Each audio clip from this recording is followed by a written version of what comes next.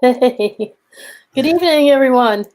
Welcome to Andromeda 7, your celestial gateway for support, friendship, love.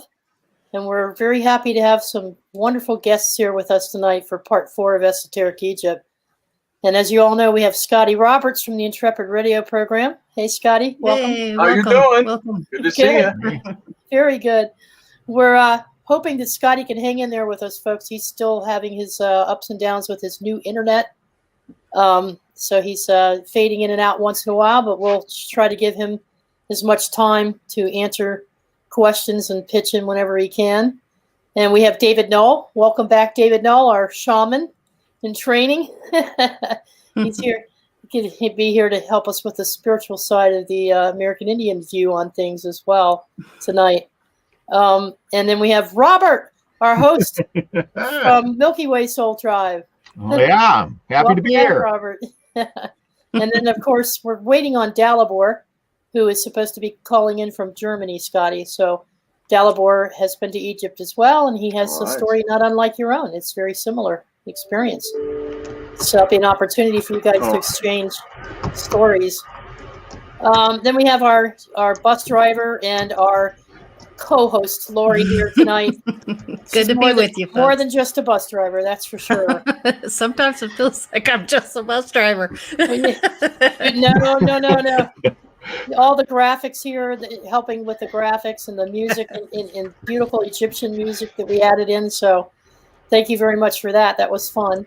You guys know Scotty is a writer, an author, an illustrator, and a historian. And there's a lot of folks in the chat room, Scotty, that you'll recognize when Lori calls out their names. So let's go ahead and welcome them.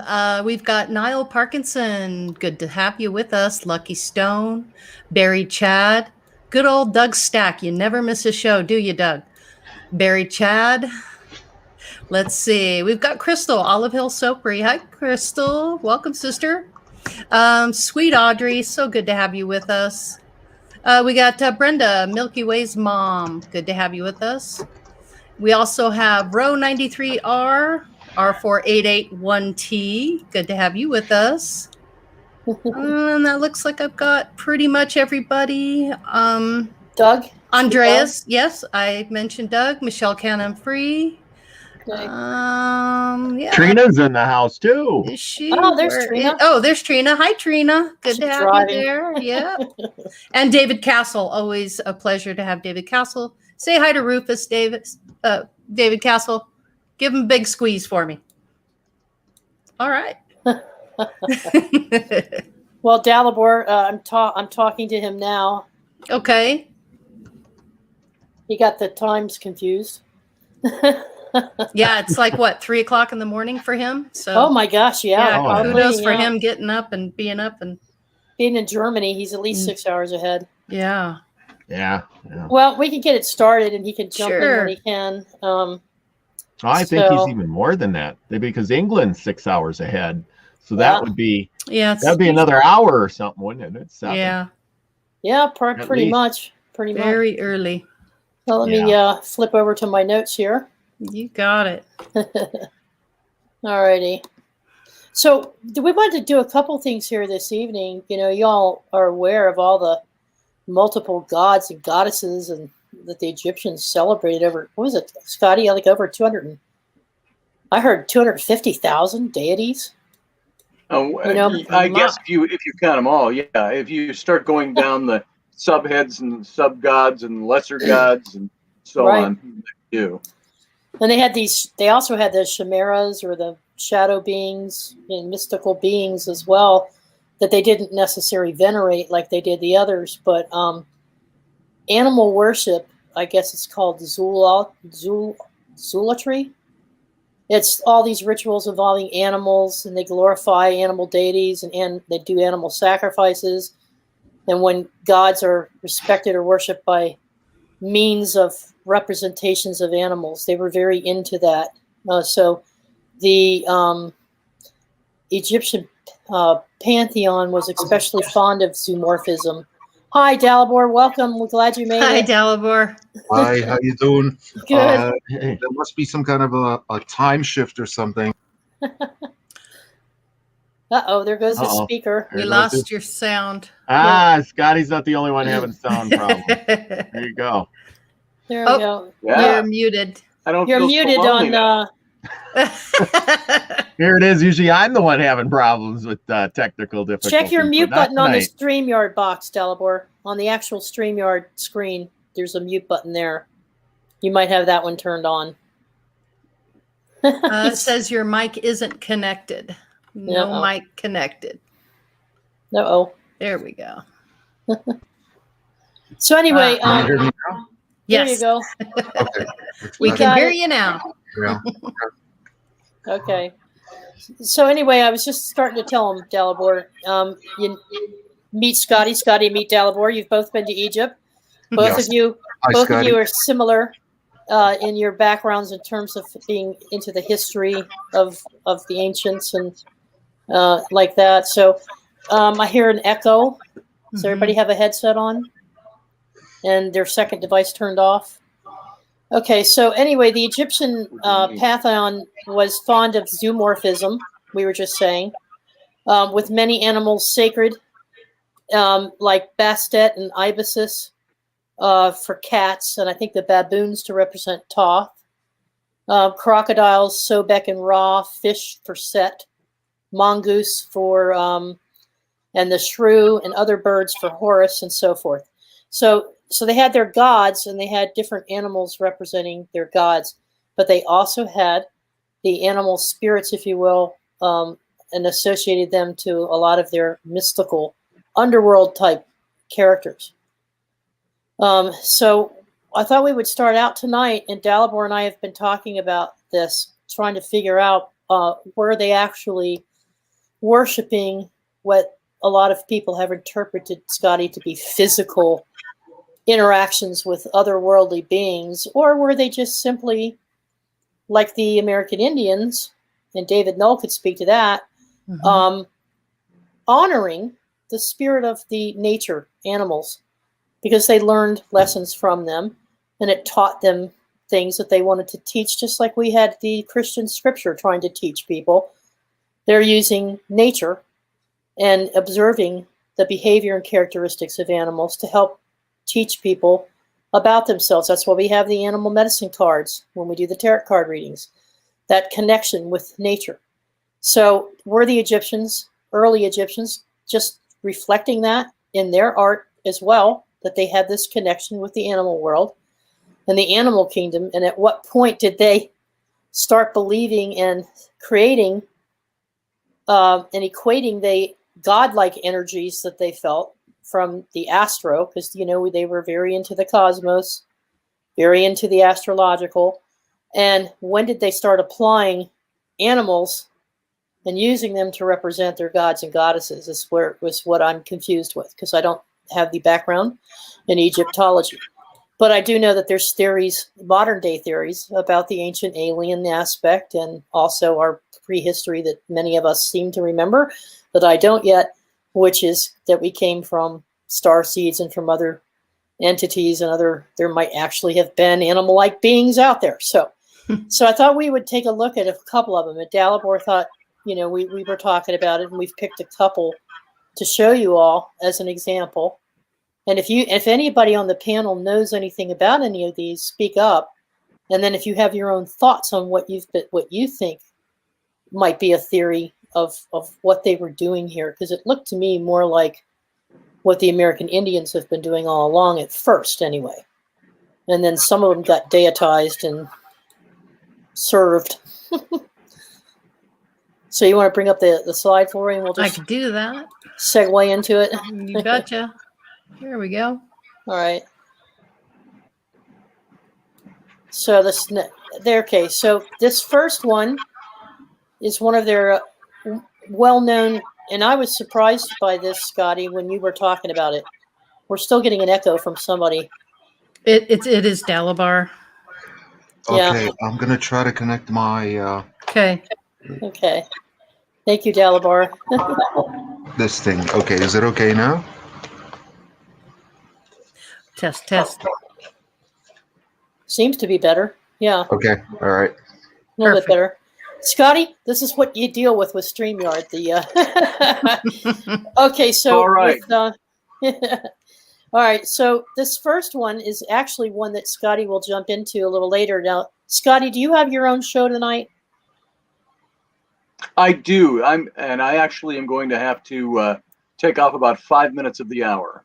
So. Okay, I figured as much. So we'll try to zip through this and get back to the jinn, because Scotty actually has a story he can share about this and some slides to show us of his own. The jinn, from what I've read, Scotty, and please, they're elemental spirits, right? They're considered mischievous spirits. They form out of dust. They can take on different forms. And they represent urges, unfettered by thinking, serving none, but are somewhat linked to Set and other destructive forces as a norm. And they usually just try to make life hard for people. And all throughout the Arabian world, there were many different descriptions of them. And I grew up as a kid thinking it was an Arabian thing. I never thought the jinn were in Egypt, or that the Egyptians recognized the jinn. They can appear as ships, as burning lamps. They can appear in mountains or on islands. They've been considered to be pretty much like, they can be a tornado. They can turn themselves into a snake. So it depends on your power and your mood. They feed off of your reaction to them. Kind of like a shapeshifter? Yeah, kind of like a shapeshifter. Yeah. So that's the first one. We'll slip on to the next one. Okay. And then we'll let Scotty come back to these. Okay, the Watchers. Now, again, that's a term that I thought was applied to, the Nephilim. And I get it with some of the ancient biblical textures. In fact, Scotty wrote a whole book on the Nephilim. But I didn't realize that the Egyptians were interacting with what they considered the Watchers, which are often confused by the jinn because they do the same thing. They can shapeshift and take on different forms. So they're seen as lesser elements, but the difference is they can't manifest themselves physically, apparently, even with the help of magic. Not like the jinn. The jinn can manifest physically. The Watchers are something you don't typically see. You can feel a presence, or you can feel an energy. I don't know if that's true. I'm just saying what the historians are saying about this.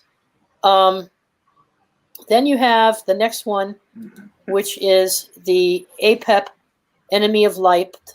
Now, that's an arch enemy of their god Mot. And Apep was considered a giant mythological snake that stretched for 50 feet from head to tail, oddly enough.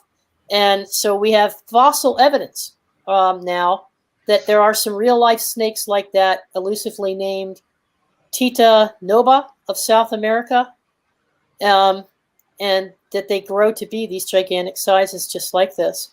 According to legend, every morning the Egyptian sun god Ra engaged in a heated battle with Apep, and coiled just below the horizon of the earth and could only shine its light after vanquishing its foe. The subterranean movements of Apep are said to cause earthquakes and volcanoes and violent eruptions. Set, the god of the desert, spawned terrifying thunderstorms, for example. So, next one. They also have spirit crocodiles. Now, this was interesting. This is interesting. It's a mythological chimera. It's composed of the head of the crocodile, the forelimbs of a lion, and hind limbs of a hippopotamus. So it's three different animals into one. Amit was the personification of man-eating predators, so feared by the ancient Egyptians.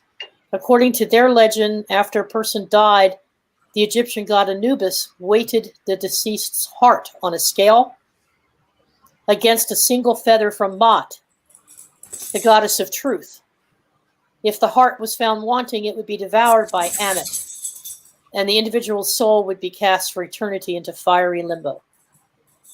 It's like so many other Egyptian monsters, Ammit has been linked or even conflated with various obscure deities, including Terwet, the goddess of conception and childbirth, and Bes, the protector of the hearth. So sometimes, depending on what region from Egypt you are, you have different manifestations or creations of this. The next one are even more perplexing to me because in the next slide, they show the sirens.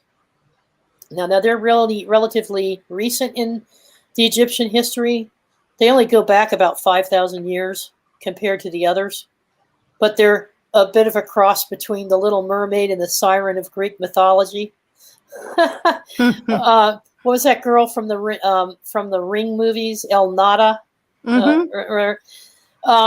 So just within, I guess, the past century, apparently, there's been stories circulating in rural Egypt about this beautiful voice that calls out by name to men walking along the banks of the Nile River. And desperate to get a look at her, the bewitched victim veers closer and closer to the water until he falls in or is dragged in and drowns. El Nada is often adduced as being a classic genie, like the jinn, but yet again not. It would place her in the Muslim theater as opposed to the classic Egyptian. So there might be some Muslim influence in here. And Dalibor and I talked about the camel. The camel didn't come into Egypt until way, way later through Muslim influence. So when they started doing cross-desert trading routes and things like that. So some of these are more recent in time. Some of these are older in time. But you're still seeing, except for with her, she can sometimes come out as a snake. It's another snake figure. The next one is the phoenix.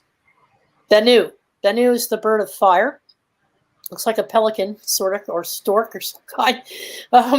According to their mythology, at least according to some of the historians and theologians alike, Bennu was a bird god familiar of Ra. It was also an animating spirit that powered creation. So in one tale, Bennu glides over the primordial waters of Nun, the father of the Egyptian gods. And then more important for later European history, he was associated with the theme of rebirth and wound up immortalized by the Greek historian Herodotus as the phoenix. So it's a precursor to the phoenix, which he described in 500 BC. And everybody knows the phoenix, red and gold, right?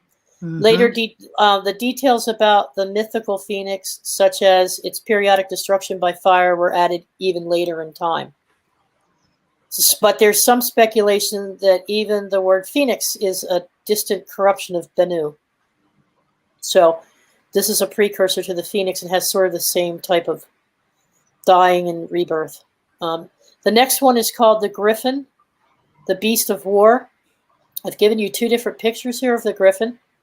The ultimate origins are shrouded in mystery, but what we do know is that it's mentioned in both ancient Iranian and ancient Egyptian texts. So it's another chimera like Ammit, but it features the head, wings, and talons of an eagle grafted onto a lion's body. Okay. Since both eagles and lions are hunters, it's clear that the griffin served as a symbol of war, so they say, and it also did double and triple duty as a king of all mythological monsters. So he's the king of all other mythological monsters in their repertoire. He's also a staunch guardian of priceless treasures. On the premise that evolution applies every bit as much to mythical creatures as it does to those made of flesh and bone, they're saying flesh, blood, and bone, the griffin must be one of the best adapted monsters in the Egyptian repertoire, still going strong in the public imagination after 5,000 years. So next one are the snakes. We've talked about the first snake, Apep. Now we've got serpopard. Serpopard. That's the snake and a leopard. Wow. All we know about them is that they are ornamental, largely ornamental, worn as jewelry and headdresses. One theory is that they represent chaos and barbarism lurking beyond the borders of Egypt during the pre-dynastic period over 5,000 years ago.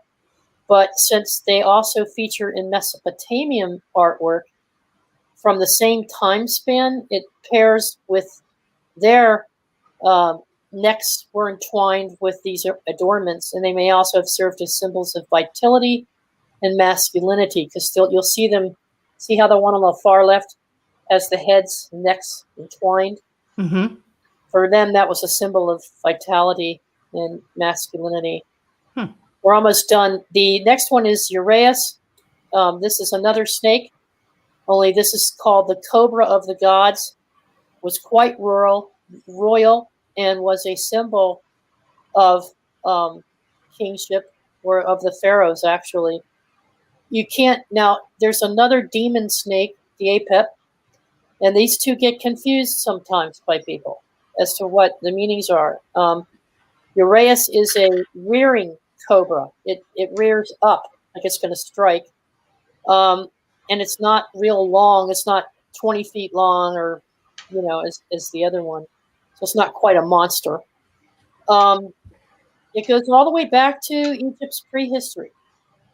During the first dynastic period. It was associated with the now obscure goddess Wadjet, Wadjet, who presided over the fertility of the Nile Delta and the Lower Egypt area. Now get this, around the exact same time, in a upper part of Egypt, there was another female snake. It was even more obscure now. Her name was Nekhbet, N-E-K, and I don't know Egyptian, so Nekhbet, Nekhbet, often depicted as a white vulture. So you've got this white vulture in Upper Egypt, and you've got the snake in Lower Egypt, but they mean the same thing to the people. Later on in time, around 3000 BC, they integrated. Remember, Upper and Lower Egypt became more integrated, so they became like sister spirits. They were depicted together as sisters, or as the two women. But they had the same characteristics, so they were some type of twin maybe, or had a twin energy about them. And last of not least is the Sphinx, which is the next slide. I never knew that the Sphinx was a mythological character. I just thought it was like a monument to some king or something. But apparently they're in Turkey and in Greece as well. But this is the most well-known one here in Egypt. They differ in that the ones, I think, in Greek and Turkey have the head of a man and are described as, or no, maybe it's Egypt. It's the head of a man. It's unaggressive and even-tempered, while the other ones and I might have this reversed, so help me here if anybody knows. In Greece and Turkey, they're considered females with unpleasant dispositions. So the sphinxes are females, and the Turks and the Greeks considered them to have an unpleasant disposition. But they all have pretty much the same function, which is to guard treasures or important repositories or secrets, and not allow travelers to pass unless they can solve a clever riddle. So apparently the Sphinx would ask them a riddle and they would answer. If they got the answer right, they were allowed to pass through the city parameters. But they always had a Sphinx like a guardian for the city. So who we've got spooling there? Is that Scotty that's spooling? That's Scotty. Mm-hmm. Uh-oh. Well, I hope he can come back in. So anyway, there he is. Or no, that's Jules. Hi, Jules. Mm-hmm. Welcome. Welcome, sweetie. Hello, everybody. Hello. So hopefully we can get Scotty back in, because the next slide is really Scotty's involvement with one of these creatures. But I wanted to first leave it to the panel to let to tell us what you guys know about what I've just described here. Is it part of their reverence of animal life, or is it actually they actually believe they were interacting with these things physically and saw them this way? And lastly is the theory of the ancient alien theory, which is where they actually experimenting with DNA. Well, I think both are a distinct possibility. They were experimenting with DNA, and the coiled serpent or a coiled snake, that's a symbol of DNA. That's well known. We don't know how advanced their civilization was before archaeology discovered them. We don't know what happened before the flood or some kind of other cataclysm. So it could very well be that they had some kind of genetic engineering program that combined human and animal DNA, but most likely they were fictional characters. And to my knowledge, they had over 20,000 different deities.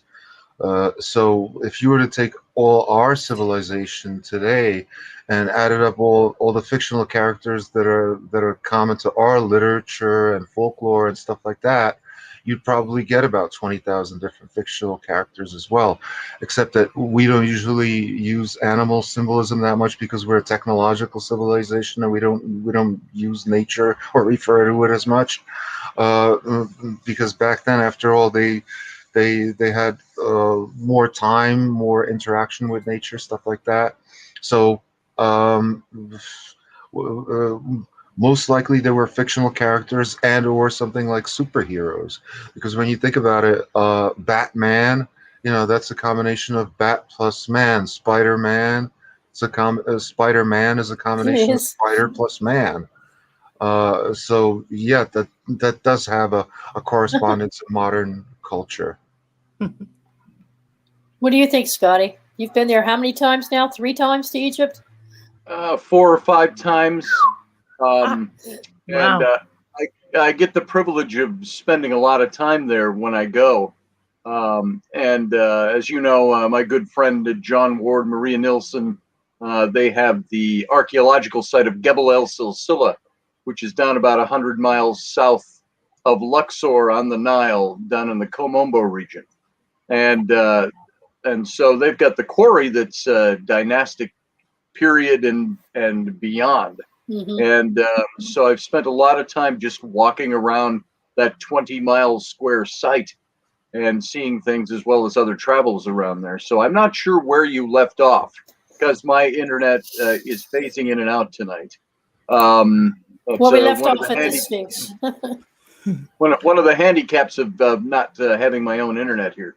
And if I can I jump all the way back to the jinn on something? Yes, because we're getting ready to show that. Go ahead, Lori. I was going to make a comment that you were on. There's a big dahabeah that John and Maria uses their dig boat, their dig site office, and it's in a big dahabeah moored at the spas of Horemheb, down at what's the narrowest spot on the Nile of the whole Nile River, and their site spans both sides. And one day, one of the Egyptian workers came running back to the boat, screaming and saying he saw a jinn in the rocky hills over off the bank of the Nile. And he ran onto the boat and down into the front hold where a lot of them slept. And every single one of those Egyptian workers came off the shore and onto the boat and down into the hold and smoked shisha the rest of the day and night. They would not step foot on the shore until the next morning. Wow. And that was all because somebody said he saw a jinn in the rocks. So it's still a very, whether people, we don't think of them believing the same way they did in ancient times, but that to me was fairly indicative of somebody and a group of people who felt that this was a very real thing. Or maybe some of them just wanted to smoke shisha and kick off for the day, but whatever it might be. So it's a very real thing that is there. I know when I was there, I experienced things. Some of you guys on this show, you've experienced some pretty amazing things. I would say my spirituality was a wild roller coaster, having come off a very deep religious faith. And so I didn't know where to believe, what to believe about spirituality. I had some ideas and I was trying to appropriate things. And I will say, like I've said on my own show, I've never had a vision. I've never given myself to that kind of thing before. It all seemed a different aspect of believing something that I was walking away from, just with different names on them. And yet, when I was in Egypt, I had a couple of I could only classify them as visions. And there was one at Saqqara. And there was actually somebody that said they attached themselves to me. They said they were from ancient times, that they would only be with me when I was in Egypt. And then 7 years later, and Teresa, you know this, I was looking. Go ahead, Lori. Oh, am I lost? Am I gone? Nope. Nope. You're good. Okay.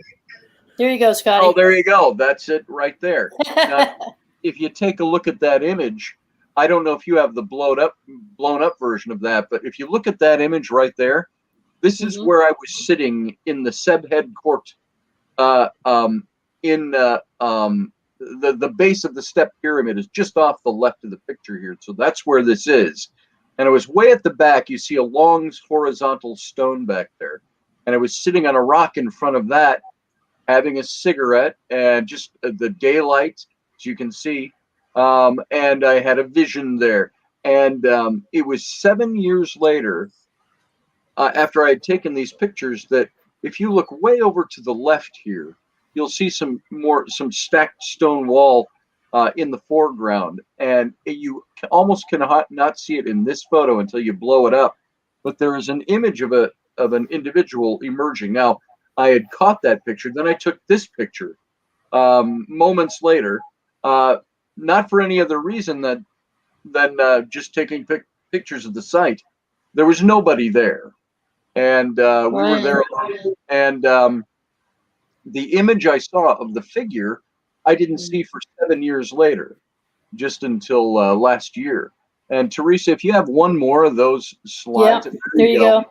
Now, if you look on the left, you can see that image. And when you blow that up to fill the screen, it's definitely a shoulder and an arm and a hand. You see the thumb and the fingers, and then the hip, and then it kind of fades off. And the only people that were there were the guardians of the site that are hired by the Ministry of Antiquities and the government of Egypt.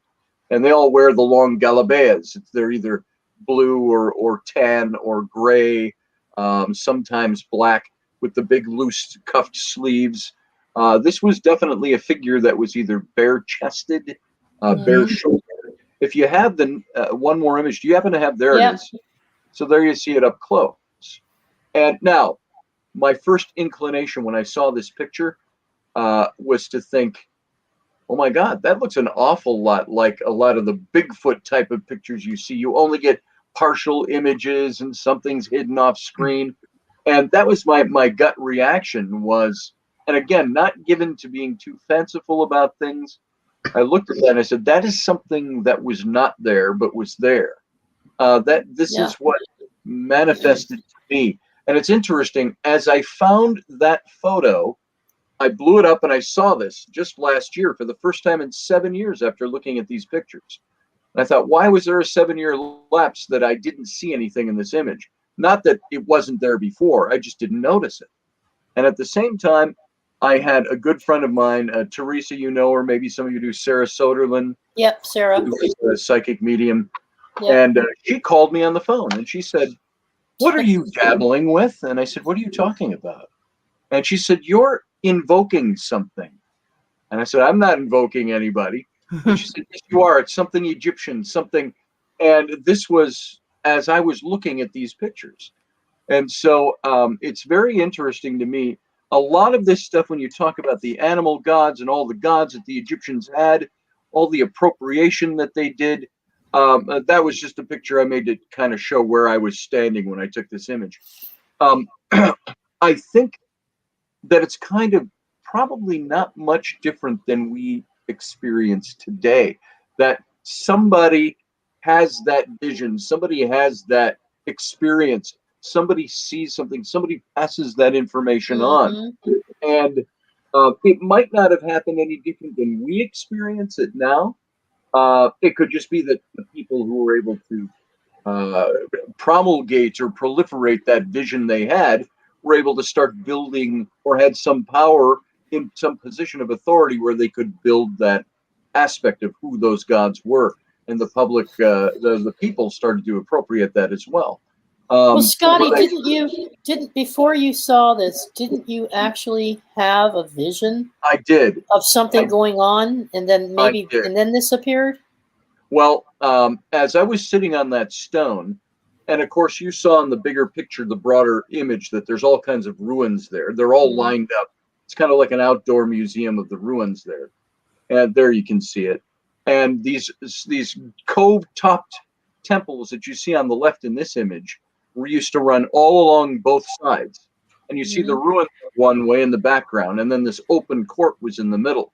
And so I'm sitting way back on that stone, just in the sunshine. John is poking around, looking through the ruins. And I suddenly, everything shifted. The light was lower in the sky. The west side is on the left here, and you can see shadows coming down, being cast, long staves with torches on the end coming out of the tops of these cove temples, stretching out. And the courtyard was empty, save for a line of what I interpreted as priests walking toward me where I was sitting in the back. And about 20, 30 feet from me, they turned to their left, walking to those cove temples on the left. They all had trays with things on the trays. They were all bare-chested, bald, wearing white kilt. And I could smell the incense. I could feel the warm breeze on my face. It felt very real Novemberine weather, and before sunset. And then I blinked and it was all gone. And it must have lasted all but 2 or 3 seconds, at least in my mind. And my eyes were filled with tears, not emotional, but that, you know, what you get when you get all that chill that comes up and works its way up your back, to your neck, the back of your arms. And I was like, oh, and I think I said something like, what the F was that? And I'd never experienced anything like that before. And this was where a year later, it was Chris Conway, he's a Scottish medium friend of ours, was sitting on that same stone with me, and he said, I'm getting a man that came to you last year, says he's Egyptian, says he'll always be connected to you here, won't give you his name until he trusts you. What else did he say? That he said he's connected with you because you think the way he thinks. And I said, what the hell does all that mean? He says, I don't know. He says, you have to figure this one out. And so this is still a bit of a mystery to me. And when you tell somebody else, maybe this audience, all these guests here on this panel, you guys are going to understand this stuff better than I do. I look at that and I go, did I have a vision? Did I doze off? I know I didn't doze off. I was smoking. What were you smoking, Scotty? I know that it was something different than I'd ever experienced. Yeah. Yep. See, I don't think that was a jinn. I don't think that was a jinn at all, because the overwhelming feeling that you're getting from this is a positive one. If anything, it would be called a tutelary spirit, which is a spirit that protects a certain geographical area. Basically, with tutelary spirits, if you're aligned with it, it's positive towards you. If you're negative towards that area, it's going to behave negatively towards you.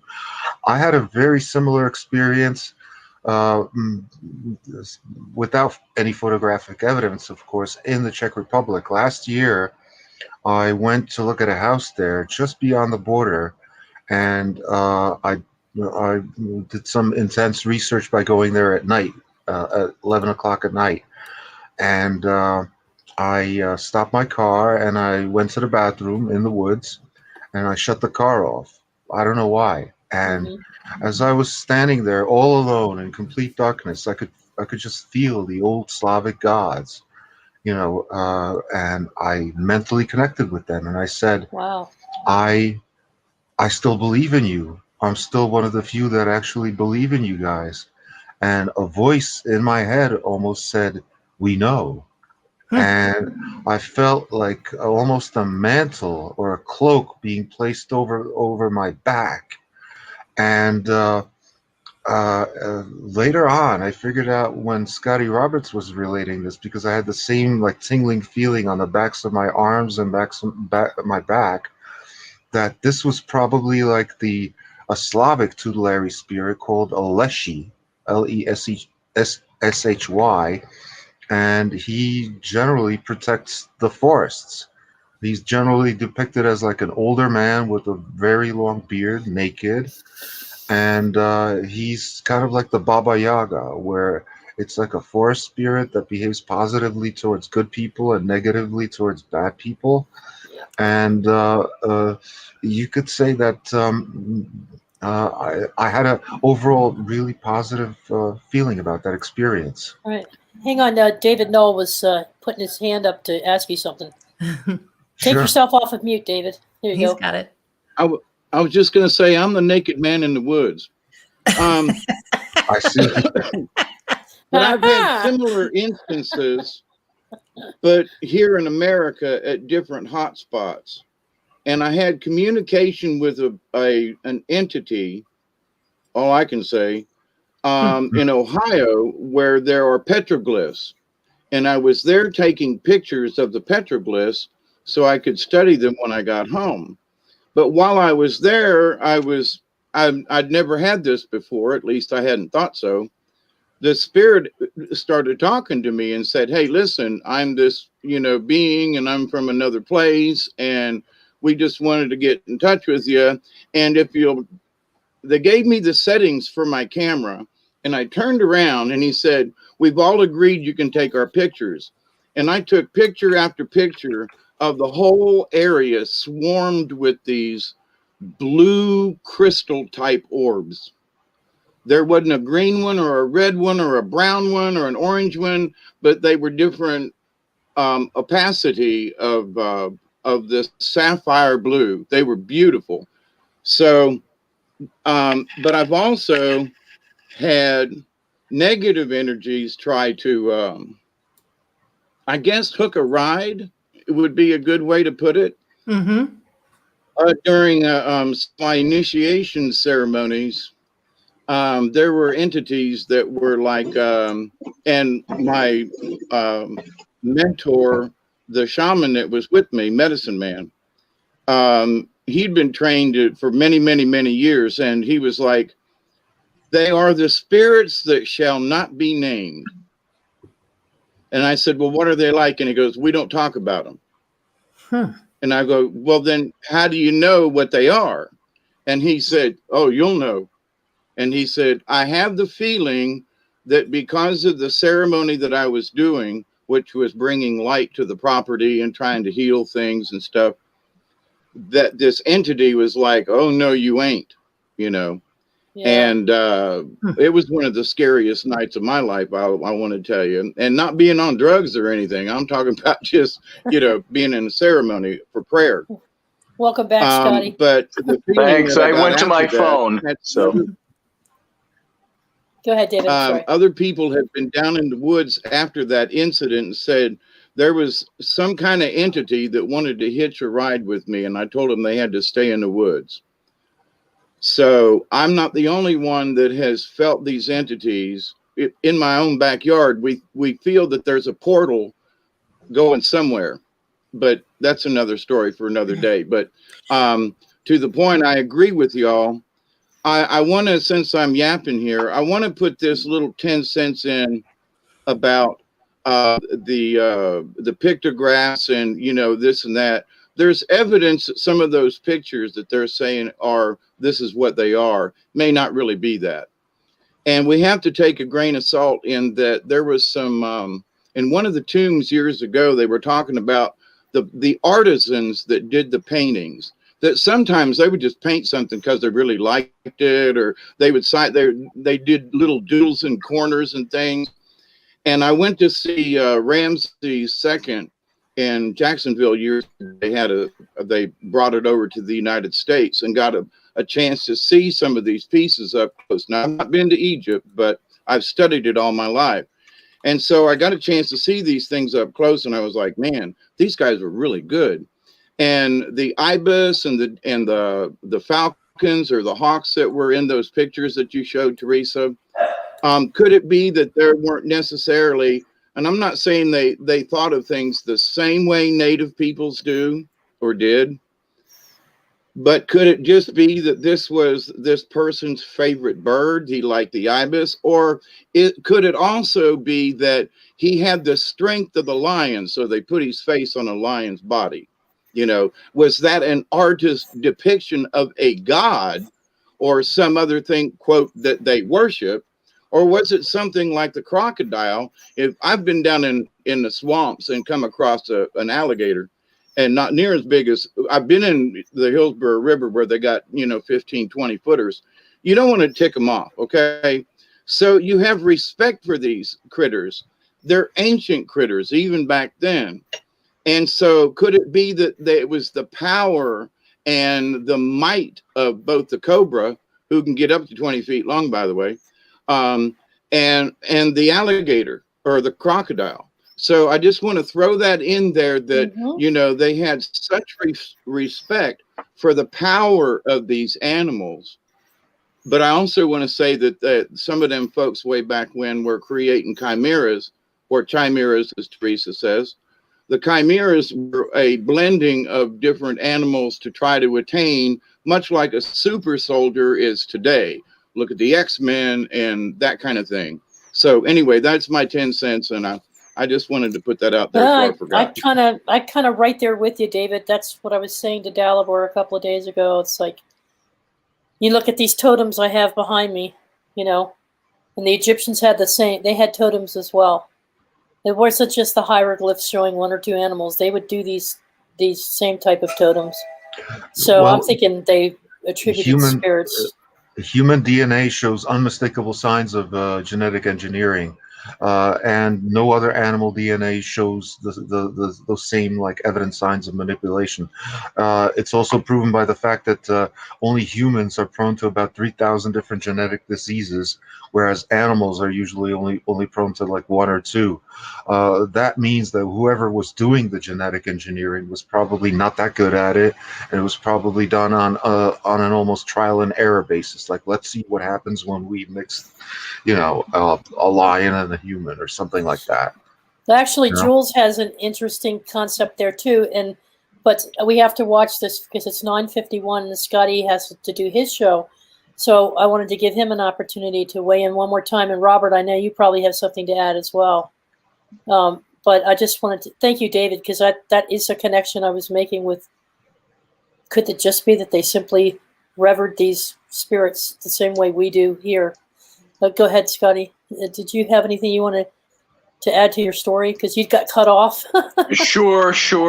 Just a lame internet. Sorry, folks. And I've got a bolt here in just a moment. But all I was really putting out there was the fact that I had not had a vision like this before. But if this is the kind 4th century BCE historian Manetho said Egypt, he called even back then Egypt is the land of the gods, the demigods, and the spirits of the dead. And I think this is every time I have gone to Egypt, I have gotten that feel. Now, that's a personal thing. That's as unscientific as it gets, is to say I feel something. But I've had enough experiences there to say that my feeling brings me to the place where I have to determine that there is more going on there. There is so much less culture that prohibits it from happening, that prohibits it from touching you personally. So how that plays out in the grander scheme of history would be a very interesting study, but that's where I'm sorry, I've got to leave it there because I've got to run. Yep. Sorry about my internet time tonight. Just kind of overtook everything for me. Well, that's okay. Thank you for having me, guys. I can't believe you linked in from where you are in that RV. So we thank you for making the effort. We really do. I'm on my phone now, so it happens to be working, but now I got to go. So, all right. We'll come back sometime, Scotty. Thanks for having me. Good night, guys. Good night, Scotty. Good seeing you, Scotty. So anyway, Scotty actually is in an RV right now on a RV park in Louisiana where all those homes were torn down from the hurricanes. And he and his son are helping to get those people rebuilt, to get their roofs back on. And so he's actually living without, he just had an internet connection dropped in the other day. So he's been struggling with that, and he's gotten into StreamYard. He's trying to use StreamYard as well. So he's only in day 2 of his experimentation cycle here. So I'm very grateful that he was able to even get in to spend a little time with us, given his circumstances. But he'll be back on when he's got a stronger connection. So go ahead, David. You wanted to wrap up what you were saying? Well, I wanted to back up what Scotty said before he left, and I wish I could have said it to him in person. But you know, when you're there and you feel it, so there are a lot of, and that was one of the questions I was going to ask before he had to leave. Was that when you were there, how did you feel about it? Because when you're there, if you talk to a full bleed Cherokee versus somebody that's 2 or 3 generations down the line, the story ain't the same. It's similar, but it ain't the same. And so when you talk to people in the neighborhood, there was, I want to say it was Gerald Clark or somebody that who may have passed away. I'm not sure, but anyway, used to follow them and went to Egypt, went to these different places, and they would talk to the local folk, and they'd go, man, you know, these guys talk about this, but you know, there's this other site over here, and you know, the stories are different from what they publish, and it's like, so the truth is what they want to tell us. But when you talk to the locals and you hear the stories that have been told over and over, and you get that feeling of what it feels like to be there. So it's like, then the story has a tendency to change. You know, all Native Americans were brutal savages. That's not the case. Yeah. You know, so we have these stereotypes, and they want to throw in the word worship every time, you know. And so what about honoring things? They don't ever say anything about that, but that's a personal thing of mine. Everything is worship. You see a crocodile, they worshiped it.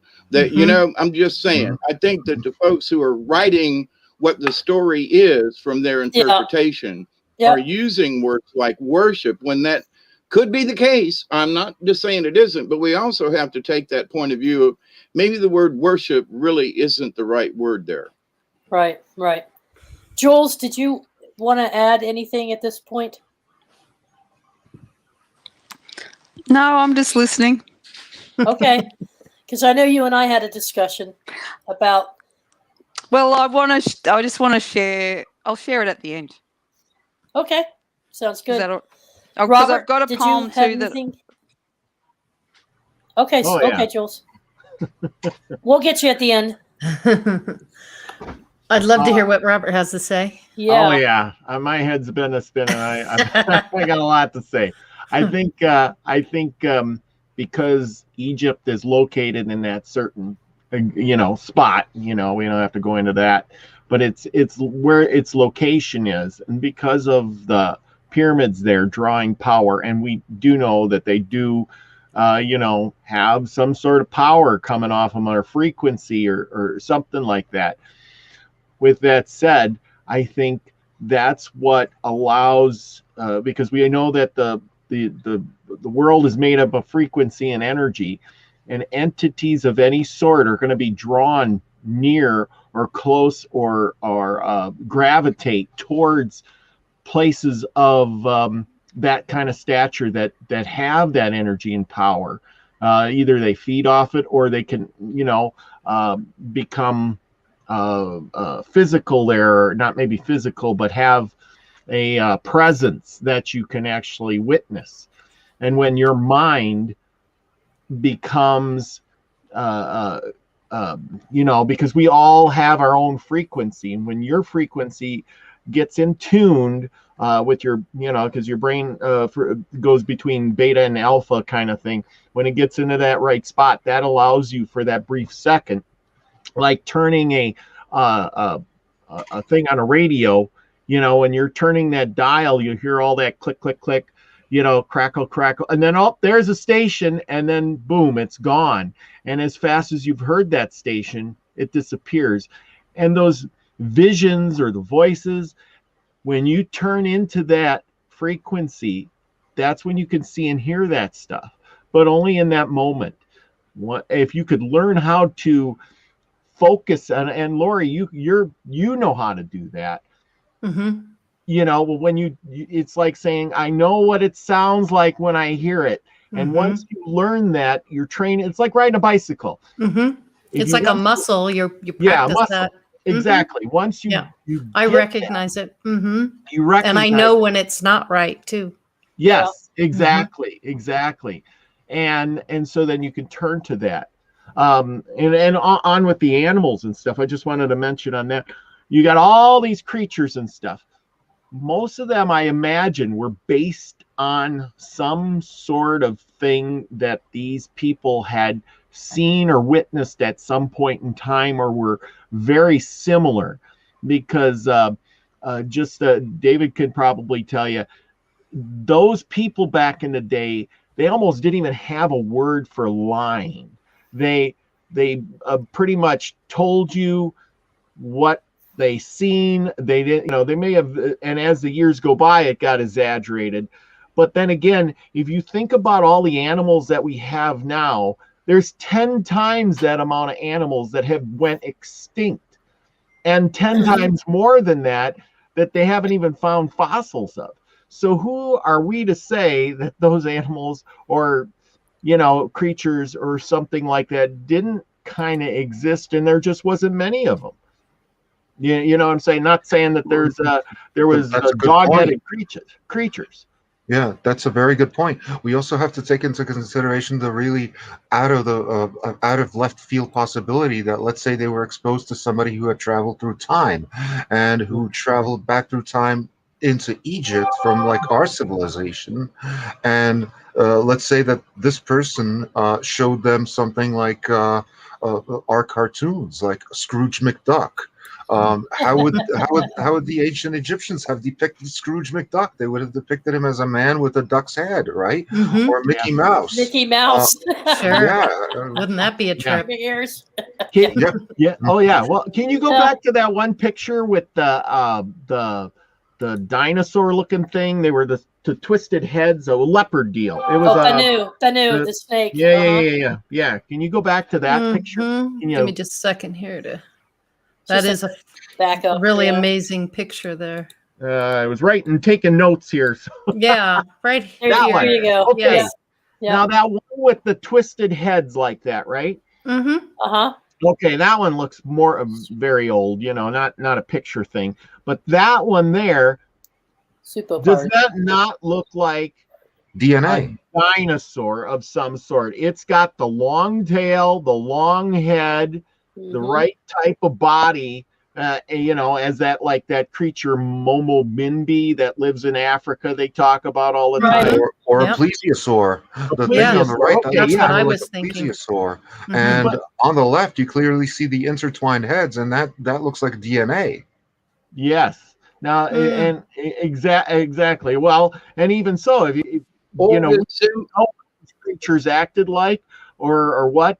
But just think about it like this: is if you are back in those days, the climate was different, the area was different. There may have been multiple of these, and that's how they interacted.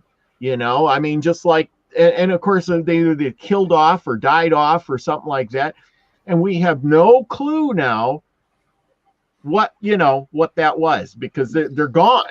You see what I'm saying? Yeah. Yep. Yes. Yeah. And for them to draw those things so accurately and put them in that order, that's and proportionate. You got the long head with a long tail. Why didn't you make it with a short tail? You know, Mhm. why didn't you make it with something else? Why did Yeah. the big question is why? Because it was based on something they seen, and they drew what they seen. That's my take on that. David? Also, the ancients and many cultures remember the intertwining of the snakes and the snakehead kind of thing is also the sign of medicine. Mm. We have to remember that too. Somebody just said that. Who was it that just Apothecary. said that? Somebody just said it looks like a medical symbol. Mandy Moo said it Mhm. looks like a medical symbol. Yeah. Yeah. Yeah. Yep. Yeah, definitely. Well, I think it's a little bit of both here. I think where I'm at right now is I think that they had a deep respect for nature. Mhm. I think that they understood the evolution from nature because they had that tree of life. We covered that last week. We Mhm. know how they felt about seeing the birth of the first couple. They had a reverence for animals and nature, and they were taking the characteristics of the animals and honoring them in their lore, in their training, in their literature, and their teachings, just like the American Indians do. And then I think that there was other creatures, like Robert's saying, that were probably in existence that we don't know about because we haven't found a whole lot. We haven't dug up a whole lot of that. So there might be things we don't know. And then there's that third possibility that some of them were DNA manipulation, that early humans, maybe even from Atlantia or Mhm. other places, were experimenting with, or nature itself, as Jules and I have discussed, nature was trying to create a version of themselves that could be more mobile, could get around and help the earth, help tend to them, help work with nature, and that they tried different things. And what you're seeing are some of the remnants of what they tried and failed. And we are the result of that experimentation. What I So also whatever found, perspective, go ahead. what I find interesting is that phoenix bird that they call the Bennu. I'm interested in words and meanings and stuff like that, similar to Jules, and Yep. I thought it was similar. I thought it was similar to the Ben stone. Ben means Bennu, sun. and yeah, and the Ben stone, as you know or might not know, that's the tip of the pyramid. That's the also known as a pyramidion, where in a sense it's also like the phoenix, because if you have the proportions of the Ben stone which sits on top of the pyramid, you can recreate the entire pyramid from the rest of it. Yeah, and in Hebrew, Ben means sun. Yes, son of sun. Yeah. Yep. This is true. Yeah. I was looking at a few of the names that you were showing that were the names of all the characters, and I could see different things in those words because that's what Jules does, is pulling them apart. So anything that I see with pH it's really virtually it's the power of the hydrogen, which It is would the ether. it would also That's where interest me if the word Sobek, because Sobek was that alligator Right. god. That sounds almost Hebrew, but it's interesting that in my language, which is Czech, Sobec, Sobec, means selfish one. And selfishness being like a reptilian characteristic, not necessarily positive. I've always said it, that there is a relationship between like Czech Republic and Egypt, because they found South Moravian wheat inside one of the recently discovered tombs that they opened in the Valley of the Kings. Like, how did that get there? Czech Republic or Moravia, that's a landlocked country. There's no way. If you go to your browser and you type in Native American or American Indian animal spirits photographs, you can see some lithographs and some other black and white photos that were taken back in the 1800s and early 1900s of these tribes wearing these big alligator heads. They had their clothing on, and they had these big ritual alligator heads, and they went way out. They also had some animal bird heads. I think they were some type of raven or eagle. heads, and they were doing a ritual, and there's a series of photos of this one tribe, and they honored the alligator. Well, that's also interesting because the alligator is not native to a whole lot of places. It's only found in tropical areas, warm places, stuff like that. As a matter of fact, and this ties in with might not tie in with what we were talking about. In medieval times, one of my ancestors in Czech Republic, he killed a dragon, an actual dragon. They had it stuffed, and it's on display to this very day in the Brno City Hall, and it's an alligator. Yeah. It's an alligator. The question is, how did it get there in the 12th century? Oh, that's another thing. Yeah. They used that the Egyptians hunted alligator. They have it in many of their pictures that they actually hunted alligators, and they also mummified animal remains and animal heads and put them in the tombs with the pharaohs. So they had mummified birds that represented these gods, and they had alligator heads, and they had all kinds of animal heads they put messages, spiritual messages, on scrolls of some kind and papyrus, and put them down inside of the animal, so that the emperor could open them in the afterlife. Well, it wouldn't surprise me if they had alligator handbags and alligator shoes, because that's some very thick leather, very thick leather. Well, here's a food for thought on all of that. Is you got to remember, back in those days, the climate was well, I shouldn't say totally different, but a lot different than what it is at this point in time. The Sahara Desert was more of a grassland, or coming, and alligator, and who knows, maybe up in that area, the earth was warmer, and it's gone through warmer, colder season, changes. And I mean, even the animals that we have today are moving north or south continuously. I looked at a chart one time where armadillos were halfway up the United States, and then and they hadn't been there. They were located more down in Texas and Mexico area, and they were just moving north because the weather was getting warmer. And who's to say that alligators didn't reside in the Czech Republic at some point in time if the weather had been that crazy? I mean, there is a theory. There is a theory that it could have been brought back as a baby by a crusader and raised like inside a home, and then got really big and started killing sheep. So that was the primary reason why the so-called dragon was killed, because it was killing sheep.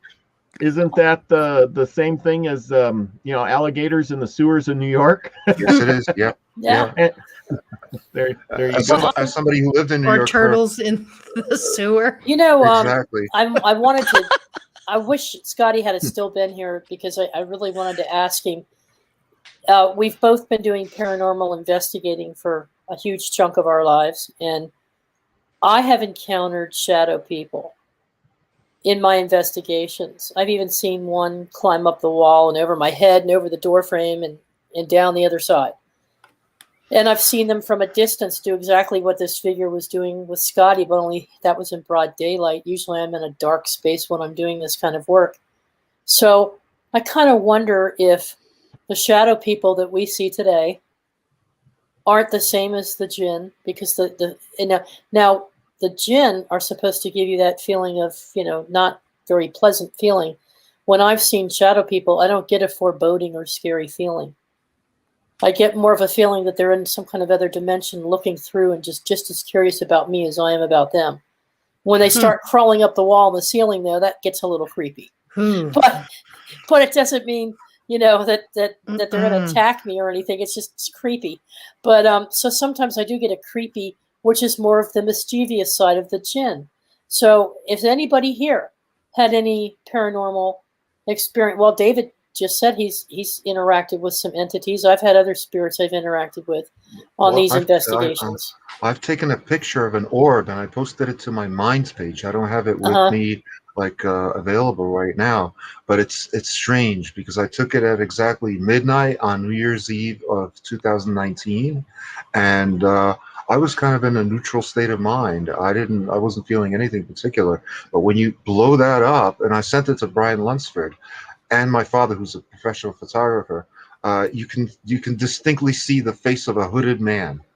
And I was theorizing that it could be Brother Conrad, which is a local saint, because I had found this piece of furniture here in Germany, and inside it there was an envelope stating that it contained a splinter from the coffin of Brother this saint, and for some reason I was thinking about that, and I was like, well, what if he somehow manifested by me thinking about him, that he manifested in my reality and like made his appearance known, and I'm standing there basically in front of one of my windows, and my cigarette is pointed directly at this orb, which is kind of unusual, and it only appears in that one photograph because I took 3 or 4 pictures to get the best one.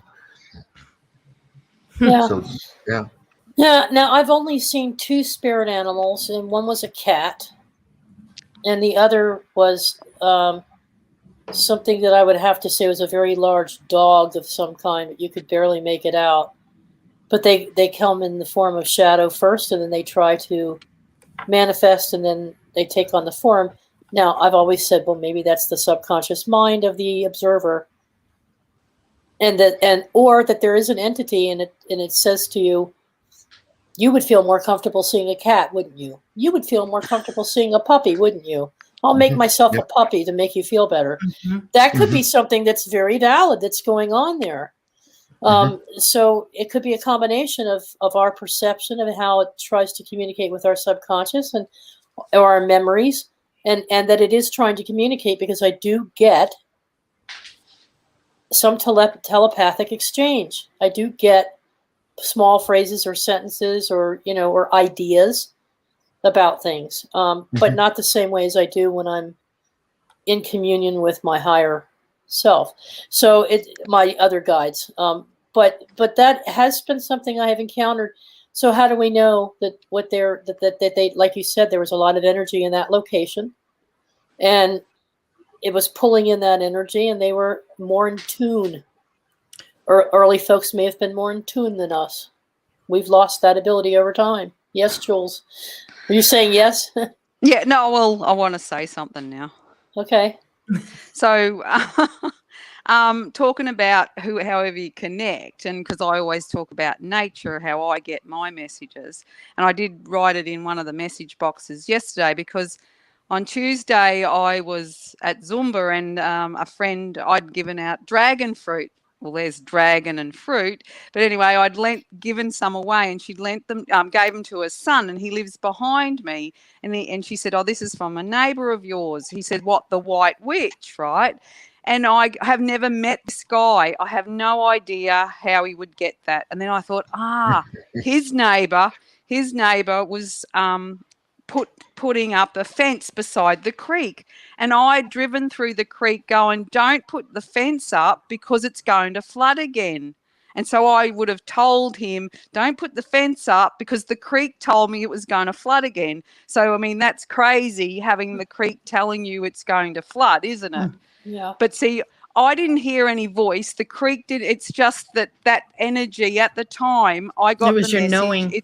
It's going to flood. So I've just passed on the message. Don't waste your time putting up the fence because it's going to flood again. Maybe I shouldn't have said the creek told me, but it did. Those sort of things. Because that's how I get my messages. But I'm not hearing anything. It's just the vibration of in that moment for that moment.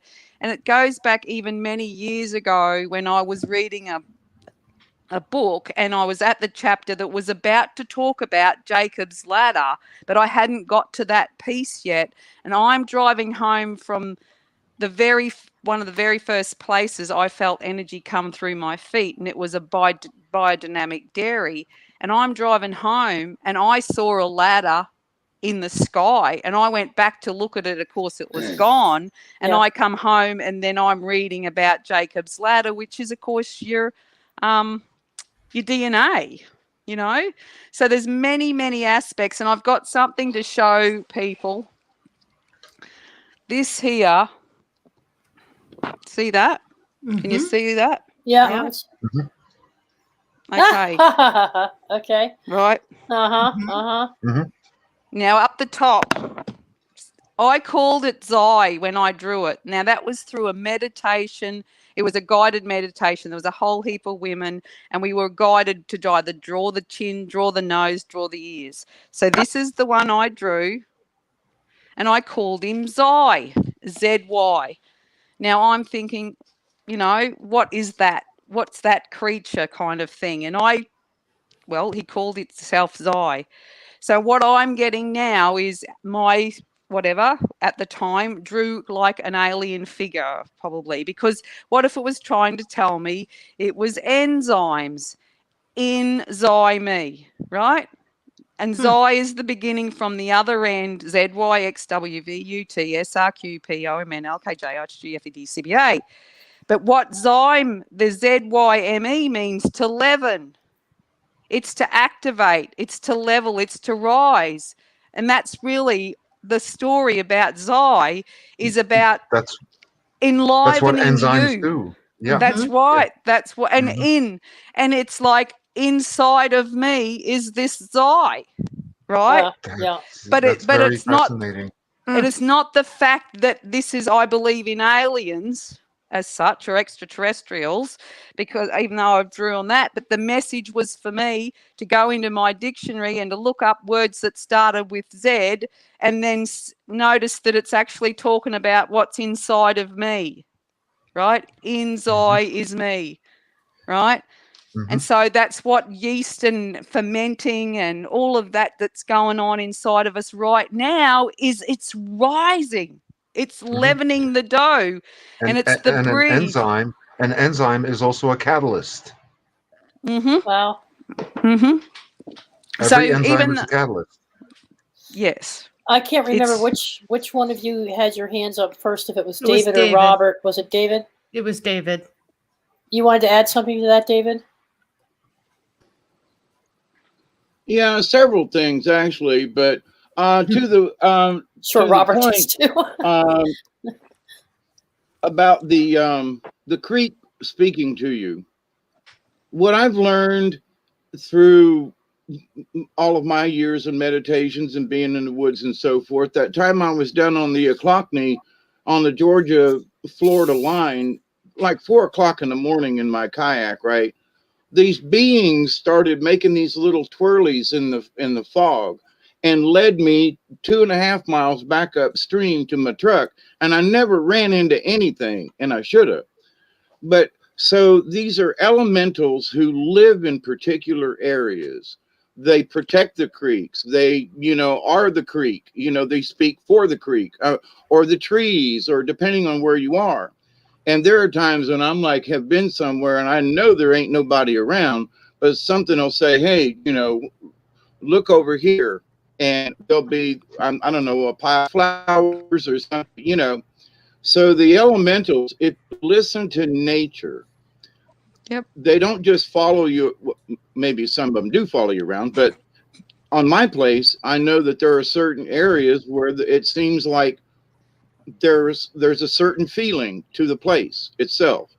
So to the Egypt and the Saudi Arabia, we have to understand that some of these things go way back. And we have to think about this in terms of, these are where these critters live, okay? We have to consider that. It's their territory, their home. Not that there aren't those who travel around.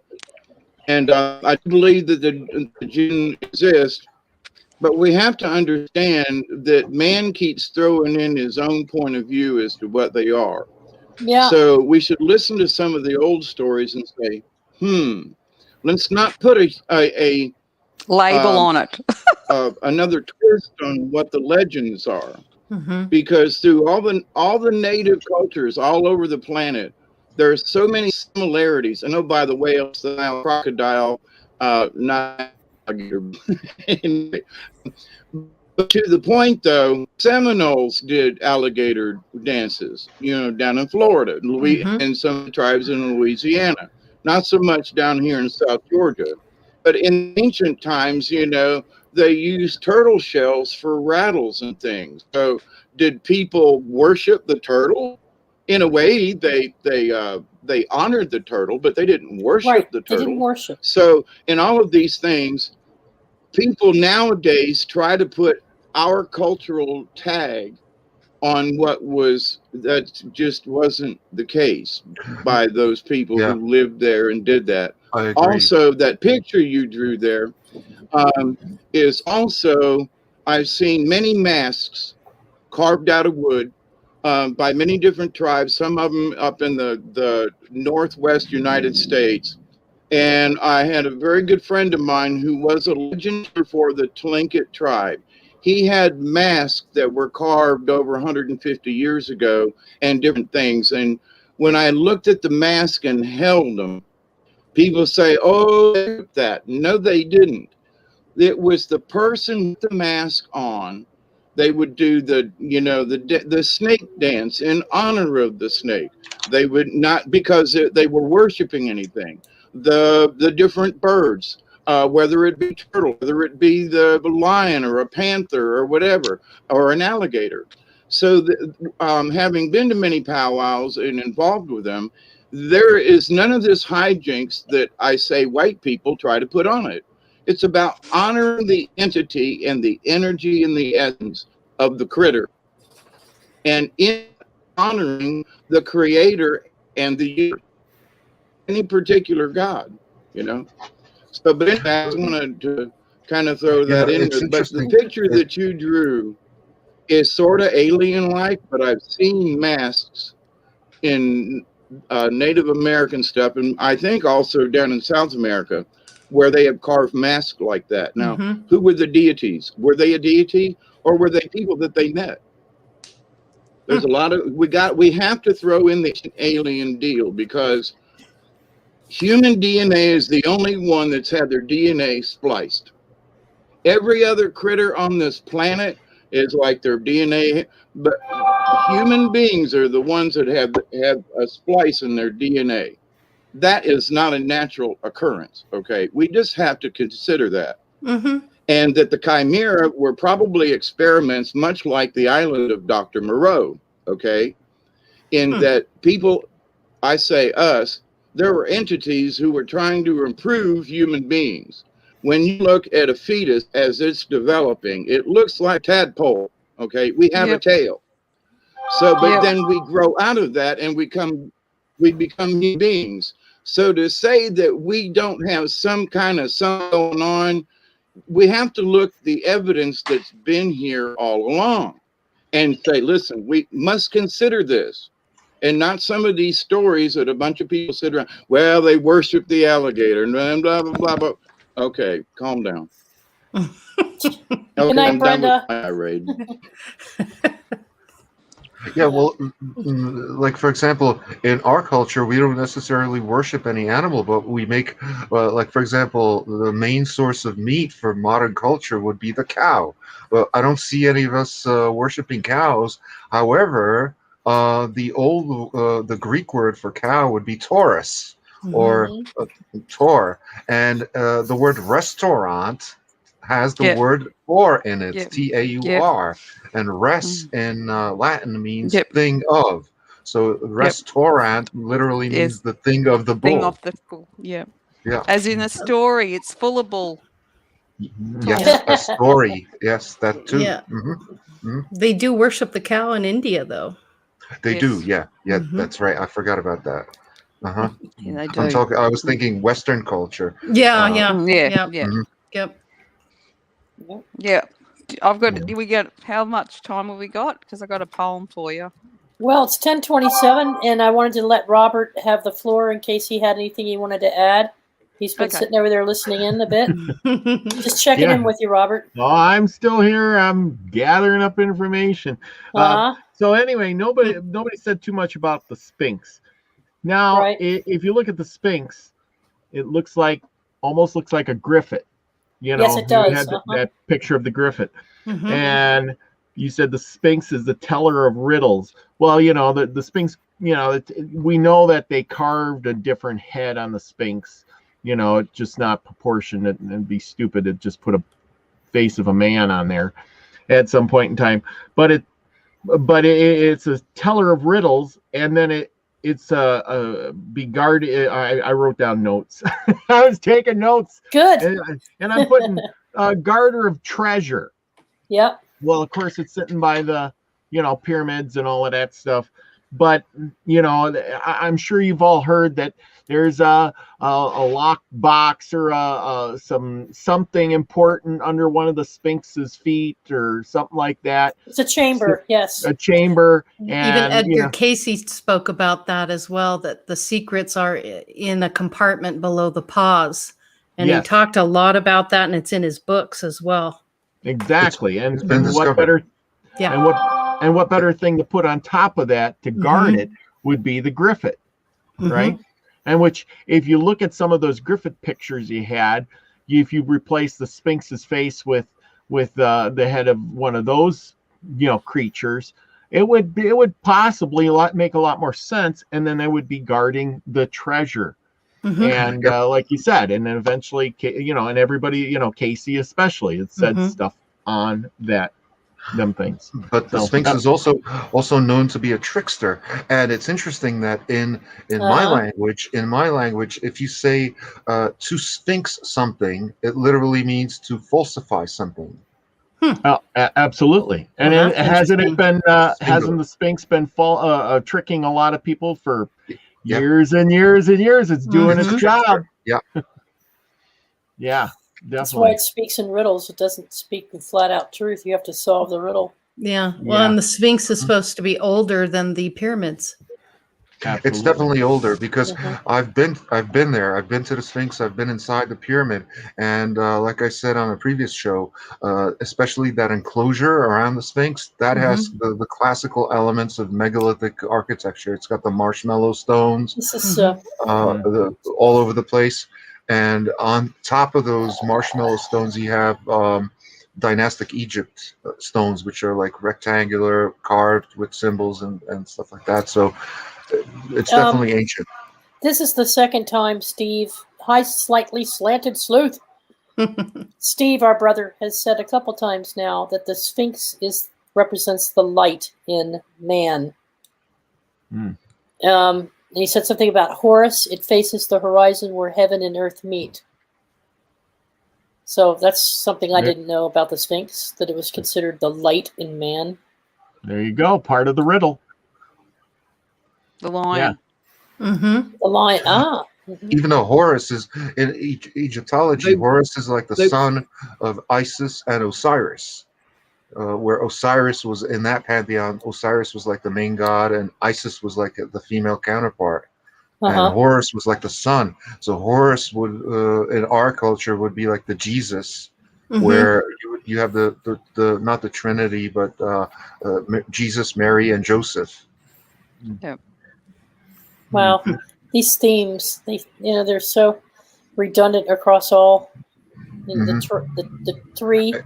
The number three. And Christianity is one of the recycled religions that took on elements of the Egyptian religion, the Sumerian religion, Hinduism, the Sumerian religion, and all these other ones. So with that, I want to ask you. So you know a lot about this.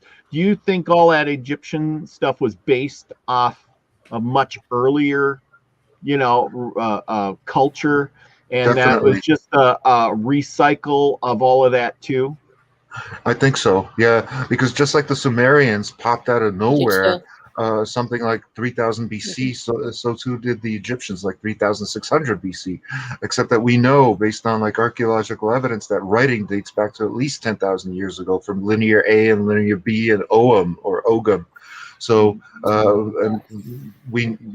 in other words, if there was writing before the civilization became known, then that means there must have been a civilization that preceded that we just don't know about. Right. Yeah. And they just hijacked it at that point in time and made it their own. Just kind of like you said, the religions of today are based and hijacked off of religions of yesteryear.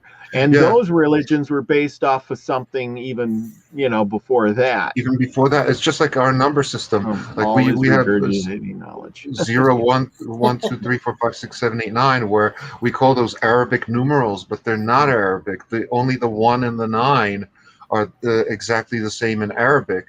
Arabic has completely different symbols. So we kind of hijacked their system because the Arabic system of mathematics was the first one to incorporate the concept of 0, whereas the Romans had no symbol for 0.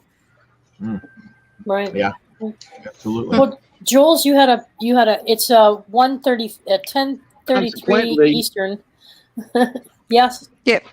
So I've got a poem which comes from my book, which is on page 31, and it's called Info. It doesn't matter what I say, each individual will find their way. The stuff I share is my point of view, and a lot of it is far out and new. Not new, I say, it's been since creation. Only when you're seeking, you will find the foundation. The info has always been around, just been kept in the underground. People are requiring some change of life. Accept, respect, and understand. See it differently and show a hand. Move on, just grow, and soon you will really know. Change and don't get up the fight. It'll be great when you see the light. Re-life. Now that was written back in 2010, and it come about because we used to be in a Servas group. It was when you had people come to your house from all over the world and you shared your culture with other people from all over the world. And we had a gathering and the woman come up with those 3 words in the center. And I said, oh yeah, I'll write a poem for you. And that was the poem that come out of it. So, but that's 11 years ago, and it's current right now. It's interesting that a lot of these cultures mention light, except that light is just one of the aspects of the electromagnetic spectrum. In today's society, the dominant form of light that we use to communicate is actually radio waves. So how do we know that, when they referred to like the light of Aten in ancient Egypt, how do we know that they weren't referring to some sort of radio waves? Yeah. And plus I look at light as what the Egyptians do, measuring the heart, as in your light, in your body light. Lightness. So, yes, the not unbearable heavy. lightness of being. That's right. That's really where I'm at with the light, is being lightness and in enjoy, and so that your light, your heart is as light as a feather. Right. You're not heavy and dense. So that's where a lot of words, as they have, is they're all crossed around, and but that's really basically most of the time I'm meaning be light. Yeah, Agreed. English also is a kind of a compendium language of languages that preceded it, but it's also a poor language in terms that in certain senses that you don't have expressions for absolutely everything like you do in some other cultures. Like they say that the richest language is actually Arabic. I mean, I don't know any Arabic, so I can't really say, but it's interesting that, for example, the English language has no verb or word for expressing to get lost or being lost. That there is no specific verb for that. Yeah, verb for that. Yeah. Yeah. Wow. Well, And Johan, we could use that for a lot of people. Yeah, you could use that. Yeah, and that's exactly what I was thinking about when you were reciting that poem. It's like re-life, reliving. Yeah, it's like sometimes we get lost in these reincarnations and we go off on a tangent and we don't realize that, it's very possible that all our civilization goes back to ancient Egypt, because we know that all our religions go back to there. And we know that a lot of our cosmology goes back to there, because they kept track of every single thing that you can see in the sky with the human eye. So with that said, the thing is they were just like all of us. We're taught that, or we learn that from some other place, and then so if they were doing all these things, and of course, just like now, we learn so much, and you can go back on our history books, and we learn more, but we lose a lot along the way. It's like, we're gathering stuff, but we got a hole in the bucket, Yeah, well, and stuff is dripping out all the time. But most of my information I've gathered isn't really from it's just connecting with nature. Is all my poetry isn't from reading anything else. Mm-hmm. So most of mine is nothing to do with what anyone else has said. It's just come through me. Mm-hmm. That's where. See, you're getting it. You're filling your bucket, but I'm saying as it passes down, and now if you took all that stuff you got and you kept passing that down through the generations, how much of that would get dripped out of the bucket? That's what I'm saying. You're picking the first batch. That's what I'm saying. The top fruit. of the tree, pick of the orchard. Yes, you're picking the top of the fruit of the tree, and then you hand it off. Now the next person getting it, it's Chinese whispers. There you go. Well, I think the same thing happened with spirituality. When ancient spirituality was very basic, very simple, very nature oriented, very connected, and then over time, man created the dogma idols and the religion and the idols that went with it, and created gods and goddesses and all kinds of deities. And that's also one of the reasons why I think that the Egyptian culture is actually the oldest, because their system of religion was actually the most complex. They had like over 22,000 different gods, and all of them with interrelated narratives, with each with their own unique symbolism, their own attributes, everything. In chapter 11 of this book, which is the textbook reference guide for this series, parts of it anyway, chapter 11 goes into the different levels of consciousness and realms of spirituality that they believed in, and everything they did was a ritual leading up to it. Right, from how they dressed, the jewelry they wore, the makeup. It was so. I sat here and I was just freaking mind boggled. They're even worse than the Catholic Church. I see. They were, Wow. I see, Laurie, you got the same message, because I've got that same thing around my neck as you've got behind you. Yes, I have one too. Same deal. The Eye of Ra. Yeah, and we didn't know that. Nope. Interesting. Cool. Well, I hope well, I have something similar to it. Except that's based on Hundertwasser, a German painter. Wow. Well, it'll be a couple weeks before we come back with the next topic, and I was thinking if I can get Slightly Slanted Steve, Doug Stack, maybe Robert too, and David Null to come back, because there's a topic that keeps coming up that all of you guys might click with, and I'll talk to Dalibor about it and see if it's on track with what Dalibor's thinking. Dalibor knows a little bit about what we were thinking about talking about next, but I don't want to say anything yet until I'm sure everybody's in agreement. But it sounds to me like the guys that they've all been talking about these issues, and it ties together. So I was thinking of having them back on in a couple of weeks, if you're willing to, Robert and Steve. If I can get you back on Esoteric Egypt, I think it would make for a great discussion. So I'll let you all know. I'll send you, after I talk with Dalibor some more, then I'll send you all the suggestion and see if you all are interested in doing that. But it would be fun. I think it would be a lot of fun, So anyway, I want to thank everybody we're already at an hour and 42 minutes into that program. So I want to thank everybody in chat and all the moderators that have been helping us out. And I'm sorry Scotty didn't get to do as much as he wanted because he was cutting in and out, but he does have some more interesting experiences, not necessarily on the paranormal level, but at least with his trips out to Egypt, and can give us some insight into some of those architectural aspects of it, and his Out of Exodus, why he thinks what happened during Moses' time. He's got some interesting things that he can add there. So check out his website. You can go on Queen of Quartz, Crystal Network and Andromeda website with Milky Way and Andromeda, and you can see Scotty has his own section there. You can see his books on the Exodus and the Nephilim. And I think that would be a good discussion. So. And those links are in the description for you folks. So. Yeah. Okay. All right. Anybody want to conclude anything else to it? Well, I would add that we use rituals to this very day. Yeah. Like, for example, let's say I want to invoke Teresa. Well, I do a series of rituals. I start up my computer. I put on my headphones. I open Skype. I find her name in the list. I click it. It's a ritual.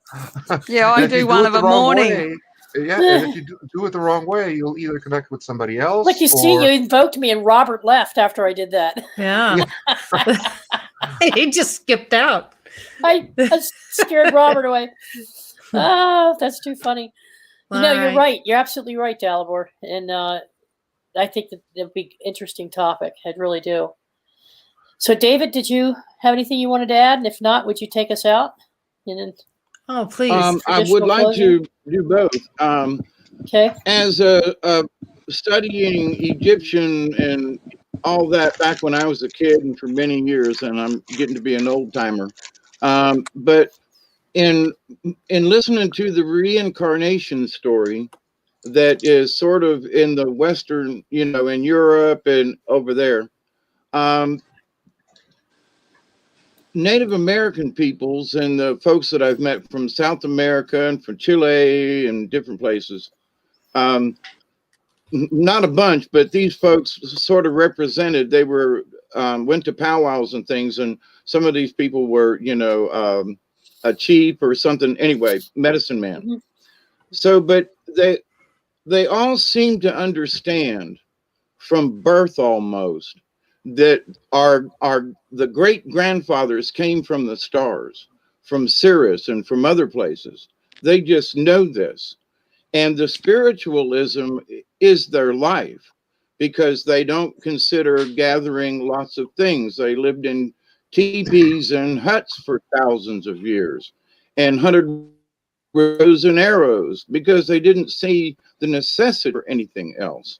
So their idea of spiritualism, that when they died, they want their spirit to have walked a good path so that they will be able to go back to the stars. So, but this idea of reincarnation and how important it is and whether or not we're going to be cursed with karma doesn't seem to exist in all the Native American studies that I have looked into. Mm-hmm. So, I mean, North America, South America, up in the Northwest United States, there doesn't seem to be this, I want to do a good job so I can meet the Creator so that I can be back in the spirit. But then you might be cursed to come back as a tadpole or something. But the idea, though, that reincarnation doesn't seem to be a big part of the story, but how we live our life to go live with the spirits afterwards is. So and the other thing that going about the Sphinx and what Casey said years ago, it came to me, remember that song called One Tin Soldier? So there's the mountain people and the valley people, and the mountain people have this gift buried deep beneath a stone. So the valley said, we want it. They went to war. They wanted it for their very own. And so they beat the mountain people, went up to the stone and turned it over. And what did it say? Peace on earth was all it said. So what is the secret that we find? Is it the secret of eternal life? Is it the secret that it's just inside of you? It's peace within us. It is the light within us. So to kind of wrap up what everybody else was saying, I was gathering it all. It's interesting because in Russian the word for world and the word for peace is the same word. It's mir. How do you spell that, Dalibor? M-I-R. Mm-hmm. Yeah, mir. M backwards and P. M backwards and P. Yep. In Russian letters. M-I-R-R-O-R, hey. Or myrrh. Go ahead, David. Frankincense and myrrh. But anyway, to send us all out all of us, we work hard in what we do to find the truth in all things. Whether we like the result or not, sometimes we look at things and go, that's not what I expected. And we should learn that the universe is going to show us some very unexpected things. When you start seeing entities, and not all shadow beings are bad. I had to learn that by myself. But there are some nasty ones that lurk in the daytime too. They are shapeshifters, and they can trick our minds, and low frequencies like whoa can disrupt what they're, you might be able to, you might not want to, but you might be able to actually see them for what they are. You know, get ready to scream. But to all of these spirits, there are other entities that come and go on this planet. And we have to take that into consideration, but there are also interdimensional beings. And we have to understand that we have to be strong within ourselves. Yeah. And that's what I pray for every day. That the universe, we are swimming in it. It's all around us. We, as a group, as the Soul Tribe, myself, we continue to pray that each and every one of you out there will continue to seek to learn how to accept and receive the knowledge, the healing, and the wisdom and the blessings from the universe. And I know that from my heart to you all, and we all kind of feel the same way. Thank you all for what you do. Well Keep up said. the good work. Stay strong in your heart. We're going to be tested. So, detach from the outcome. Yes. Thank you, David. Thanks, Folks, David. Folks in the chat room are wondering if you're going to go live tonight, David. Are you going to go on later? I told them I had a sneaking suspicion you may be going live. Y'all got me stimulated through Yeah, I knew it. Wonderful. Okay, stir it up. Give me 30 minutes. Thank you so much. Take 30 minutes, everybody, to have a break. And there you go. Do we have some music to play on our way out tonight, We don't, Maury? unfortunately. Okay. Didn't have time. All right. Nope. But thank you, Thank everybody. you all. Thank you, everybody. Thanks for coming, Bye. Robert and David. Love you very much. Thank